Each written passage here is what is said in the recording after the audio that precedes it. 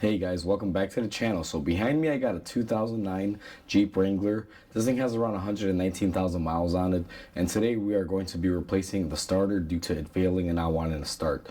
So with that said, let's go ahead and start on the repairs. But before we do so, if you guys haven't subscribed to the channel, hit the subscribe button down below. It'll definitely help the channel grow.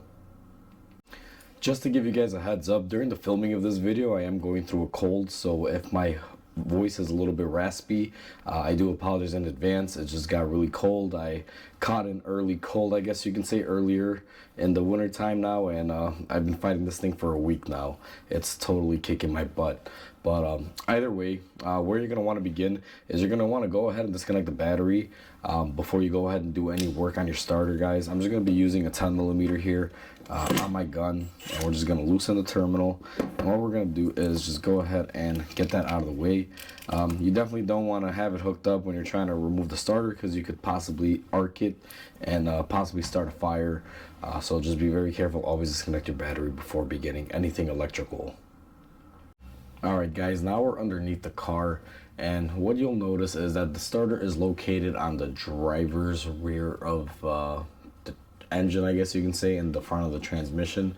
You'll see that you have this heat shield over it, just because you can see the manifold is right there. Always start by removing the shield, and you will have to reuse this, guys. I don't recommend you guys taking it off and not putting it back. Otherwise your new starter will not be living a plentiful life as it should. Now this one has the original starter on there. You'll notice right here you have this little holder.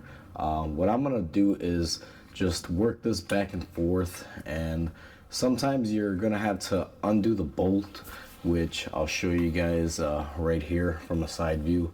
You'll see that you have that bolt, which is right here. Sometimes you'll have to hold that with a pair of pliers and remove that bolt to be able to get it off without damaging the shield. If you do remove that bolt on the back, which is something that I'm going to probably opt to do to be able to get the shield off safely, you're going to actually be removing a starter bolt when you remove it, because that is the lower bolt for the starter. So let me go ahead and get some tools and I'll show you guys how I do this.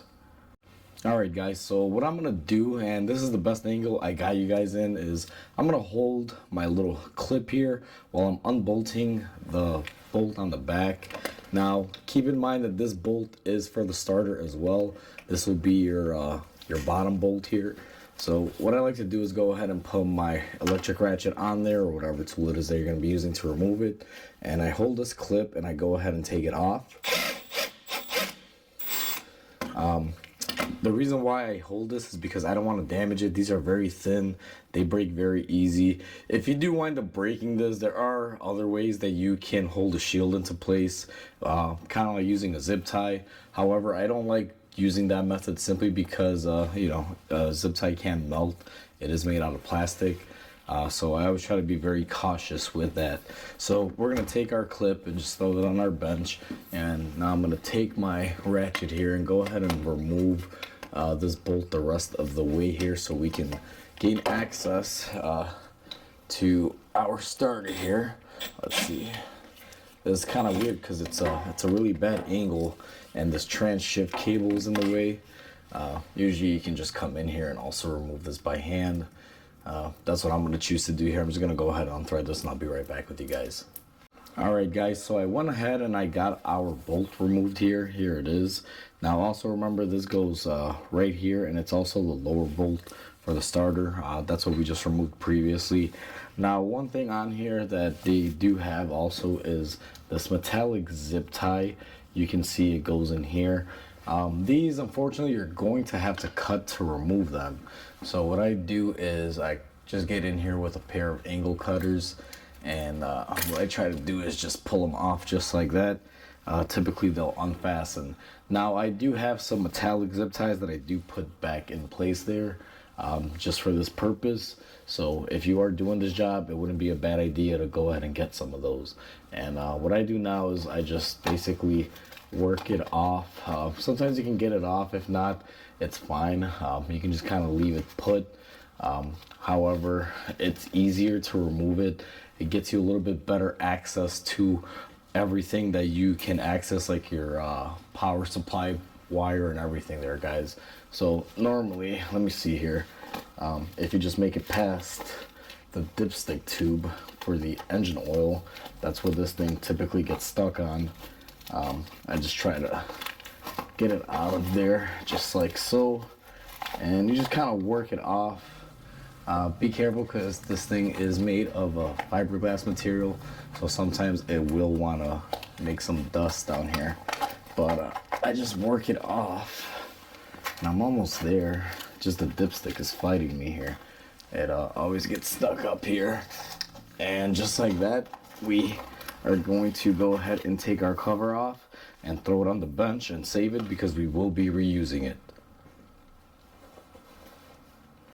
Now that we just got our shield off in the previous clip, what I'm gonna do is go ahead and take off my main power wire. Now this can be a little tricky. You can't really get any tools up there except for a ratchet. So what I do is I just take my ratchet and go ahead and break it loose. Now this is very important that your battery is disconnected here, guys, because otherwise if you touch the frame like I'm doing right there, by swinging the ratchet, what will happen is you can easily spark it out and potentially start a fire. So that is why we disconnect the battery.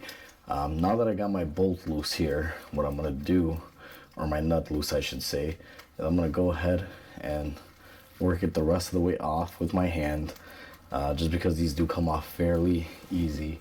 And once I get that, I'm gonna go ahead and throw that on my bench as well.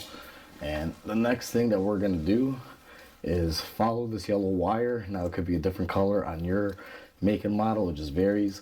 That's going to be the starter power lead for the solenoid. Basically it's what activates the solenoid and causes the car to start. And what I'm gonna do is try to push in the tab. Kind of doing this blindly, guys. There's usually a little tab you gotta push in, and then it just usually comes off. Let's see here, this one's fighting me for some reason.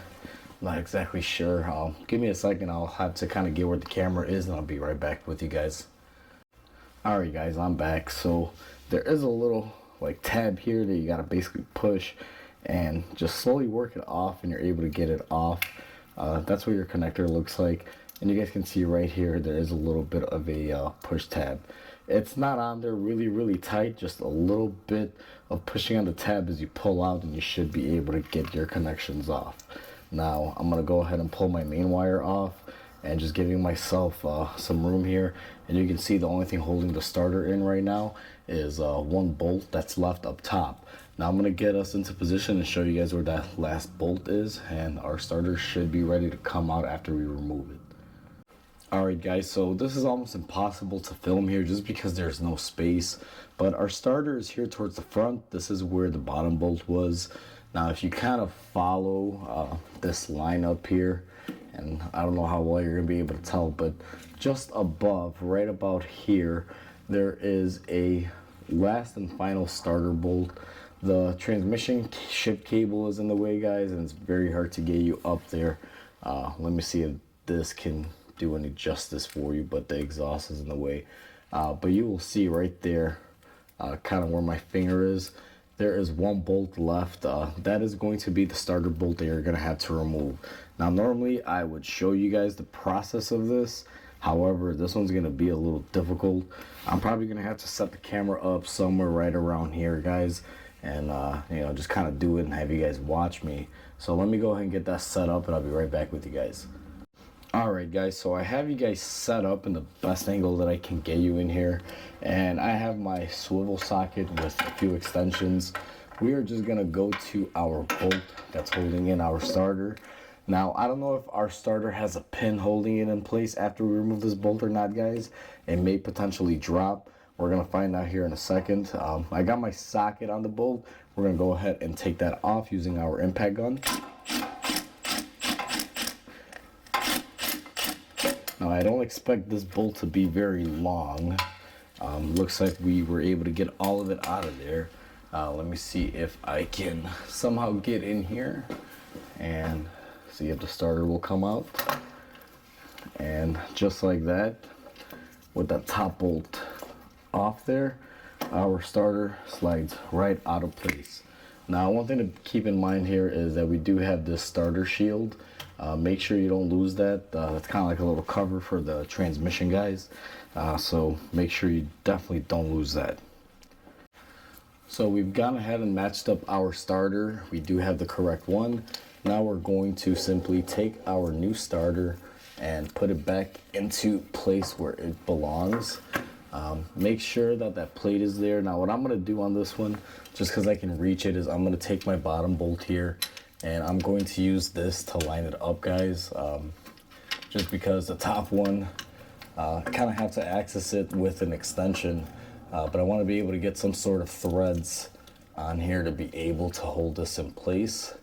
So we're going to go ahead and get that in there with a couple threads. Let me see if I can reach up here. But I should be able to get in here. Now I apologize if the camera is being blocked off, guys, because this is the tightest area to work in. This starter is actually not that difficult to do. It's just a matter of spacing. So what I'm going to do is go ahead and put my tool on here.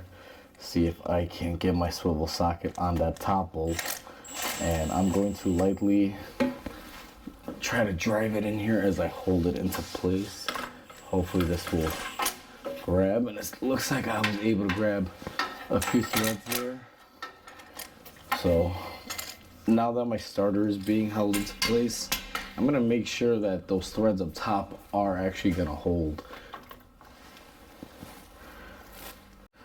All right, guys, so I've started all of the threads on my bolts into the starter. So what I'm gonna do now is go ahead and tighten those up. I'm gonna try to leave you guys in the same position that you're in right now, and I'm gonna use my extensions here to see if I can kind of just sneak in through the back here for the tightening procedure. I will also have to hand tighten these as well because I'm using so many extensions that I know I'm gonna be losing torque on these for sure. Let me get my lower bolt set up here.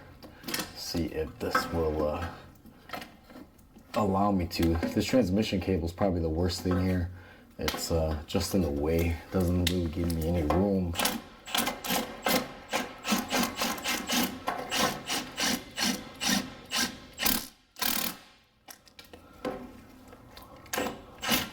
So that's about as far as it's gonna want to go in from that angle. Let me see if I can kind of sneak in here again and see if I can get this in there. All right, so our bottom bolt is nicely fastened there, and I will be going over it with a ratchet as well, guys. Let me see if I can do the top one now. This job isn't horrible, like I said earlier. It's just, you know, getting in here for these bolts is what can be a little bit of a pain. So now our top bolt is secure as well. Now what I'm going to do off camera is get in there with a ratchet and just make sure they're nice and snug as well. Alright guys, so now we got our starter bolted up. Everything went pretty smoothly when it came to that. Tightening them was a little difficult, but overall not horrible. Now what we're going to be doing here is go ahead and take our power wire and our starter solenoid wire. We're going to go ahead and hook those up to the new starter here. The starter wire is, or the solenoid wire I should say, can be a little difficult simply because you're kind of doing it blindly. You don't really have anywhere to see it. Make sure you pull back on it after you hook it up to make sure it's fully tightened on there. And what we're gonna do now, the starter came with a new nut. Unfortunately, I didn't like the way it was made very cheaply. So I'm reusing the original nut. Usually I do have a tendency to reuse them if they are the same thread, simply because the factory bolts are much sturdier than the aftermarket ones. Typically you get a very cheesy looking nut. It doesn't even have a lock washer on them usually. They just have a secondary piece just to kind of show you guys this is what came with the starter. I just don't really like using this. It's a two-piece design with the lock washer versus the factory one is all one piece. I feel this will hold up a lot better. So I'm going to use my socket to just spin it on here. See if I can just snug it up by hand. And once it's nice and snug by hand, guys, you don't really need a whole lot of torque here. So very, very lightly, and use caution. What you're gonna want to do is go ahead and just snug it up. Let me just see here. I'm using my short 3/8 ratchet, and I believe we should be good right there. That is nice and snug. So I was able to get my cover on there. I will tell you guys, it is quite a doozy. It's almost better to leave the starter a little bit loose on the mounting bolts before you put it on, so that we can get clear access to that. But I was able to get it off without doing so. Now what I'm gonna do is take my little holder here, and I'm just gonna go ahead and just spin it back on there and push it, and you guys can see it'll lock on. And what I'm gonna do next also is take a metal zip tie that I have. Now I don't know where I got these guys. I believe I bought these at a hardware store a while ago, and you know, I tend to use them for these just because I have them. I do believe you can pick some up online. I'll probably post a link down below, as I usually do with tools and stuff that I used in the video. But I always like to secure this, make sure it's nice and good with a metal zip tie, just like that. I apologize, guys, I had a customer walk in, so I had to cut the video in the last clip. So we attached our zip tie here, and it's nice and tight. And what I do for the extra portion here is I'm just going to go ahead and just slip it off. You don't want to leave it too long, because it could rattle and make noise and cause issues down the road. So just go ahead and cut it off right there, make it nice and neat, and we are basically done with the starter. Alright guys, so that's how easy it is to replace a starter on these Jeeps. Now, this particular one has a 3.8 liter. It's not the 3.6 liter that a lot of the newer ones have. So this one is pretty easy to do. I know in the video it seems like it's very difficult, but it's actually not. It's just the spacing, the way I had to use the camera and kind of get in there. It's kind of horrible for filming, but as far as doing it, it shouldn't take you more than about an hour or so with moderate hand tools, guys. It's not that bad of a job. So hopefully you guys enjoyed this video. Please comment, like, and subscribe. It definitely helps the channel grow. And with that said, hope you guys have a wonderful day, and I'll catch you guys on the next video.